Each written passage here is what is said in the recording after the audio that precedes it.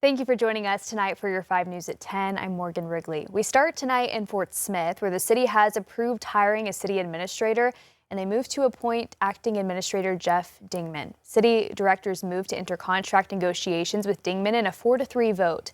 He's been in that interim role since December 2024.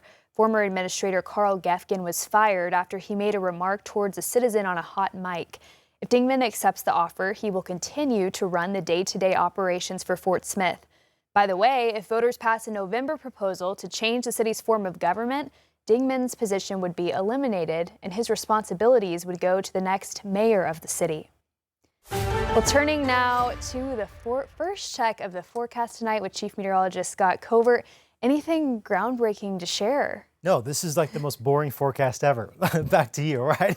Okay. The hype surrounding the forecast, right? No, it's going to be a pretty typical August day again tomorrow. Temperatures overnight tonight, Northwest Arkansas, falling into the low 70s. So it's a mild start to our day. 75 out the front door in the River Valley. Tomorrow sunrise coming up at 6:27. Afternoon highs. Pretty similar to that of today, maybe in some spots a degree or two warmer. I'm going to take Rogers up to 96, Bella Vista to 95, Siloam Springs 94 degrees tomorrow afternoon. How about 93 in Lincoln and West Fork?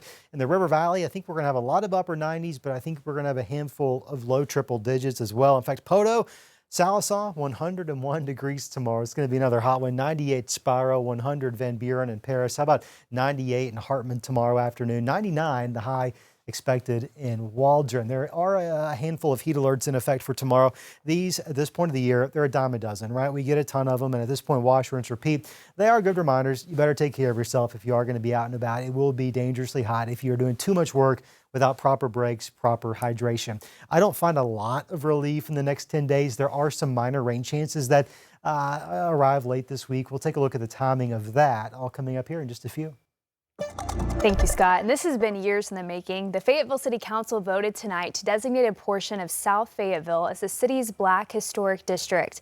After hundreds of signatures and community input, supporters say the designation will help preserve and celebrate an important part of the city's history. 5 News reporter Lauren Spencer was at tonight's meeting and shows us what the honor means to those who have been advocating for it.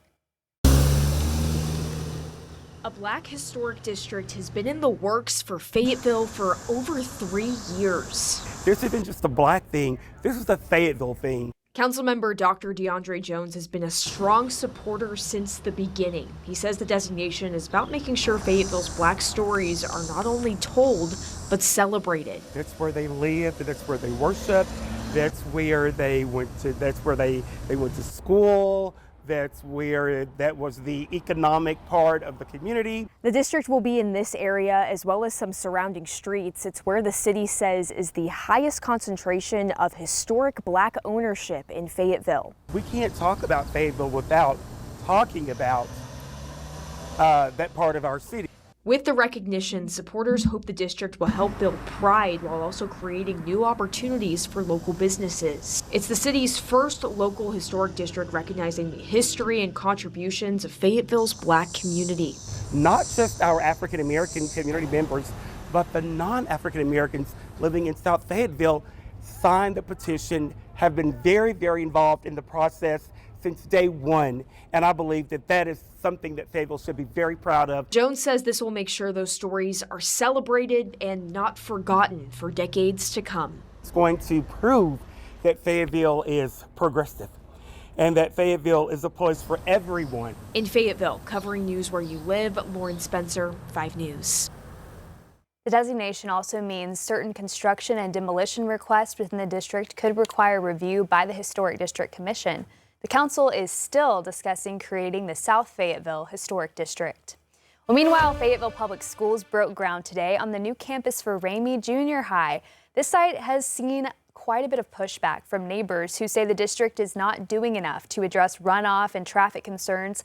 But the city ultimately approved the plans and denied all appeals related to those concerns. The district says it's glad to see the project moving forward.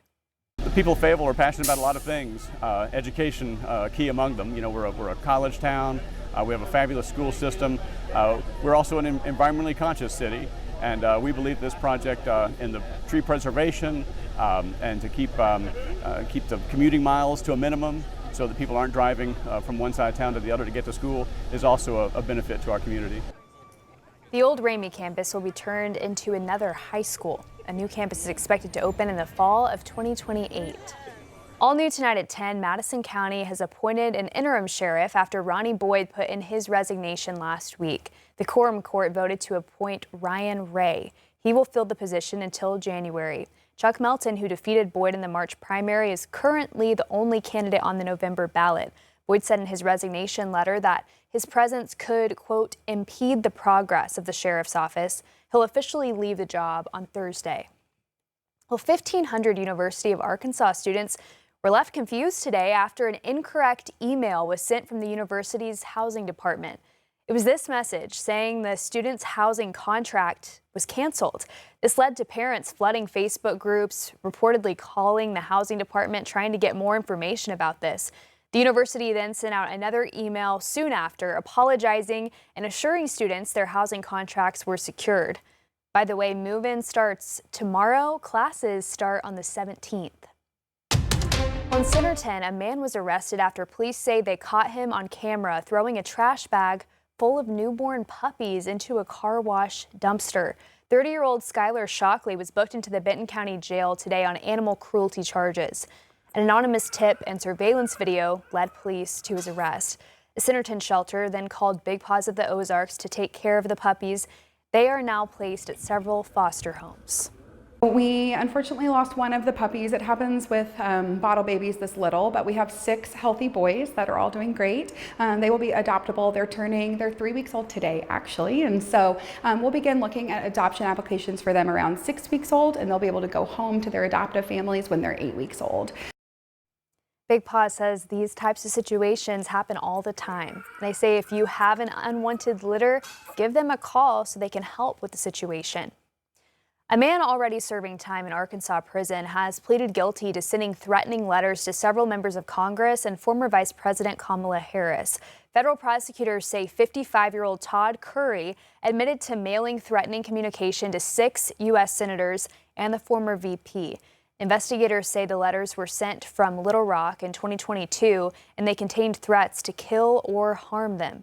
Curry was already serving a 10-year state prison sentence for drug trafficking. Now he faces up to 70 years in federal prison. Well, more than 84 years after his service in World War II and being unidentified for years, the Greenwood Police Department escorted an Arkansas soldier back home today. William Paul Keel's remains are transported from Little Rock to the McConnell Funeral Home in Greenwood. Keel served with the 33rd Quartermaster Truck Regiment in the Philippines during World War II, joining in 1941. He survived the Bataan Death March, and he died as a prisoner of war in 1942. So many people showed up along the route. There were hundreds and hundreds of people along the route as we came home, and it's a great honor and a privilege for the Greenwood Police Department to be able to participate in assisting bringing this fallen soldier home. The police department will escort him from Greenwood to Fort Smith National Cemetery on Friday with full military honors. The department is also inviting the public to join the procession route to honor him. Well, it's been more than 2 years since a gunman opened fire at a grocery store in Fordyce, Arkansas. That tragic day claimed the lives of 4 people and left 10 others injured, including 2 police officers. Well, now there's a permanent memorial honoring the lives lost. Carter Thweet shares how the town is remembering the victims and how some of their families are reacting to the new memorial.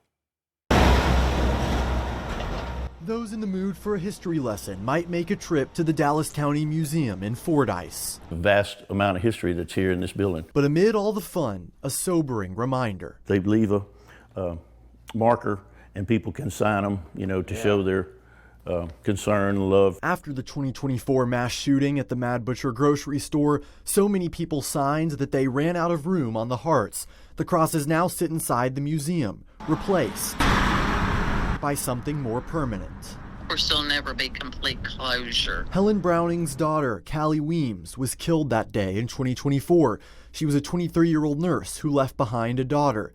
That baby girl was there for the memorial's unveiling. She just turned 3 years old. The head corporation of Mad Butcher I thank them for doing the monument. For Richard Ledbetter, a museum board member who says everyone knows everyone in Fordyce, the symbolism stands out. It's a big heart, and it's got the names of the 4 victims that perished, but there's nothing on the heart. And it's kind of, to me, it's like it's an empty heart.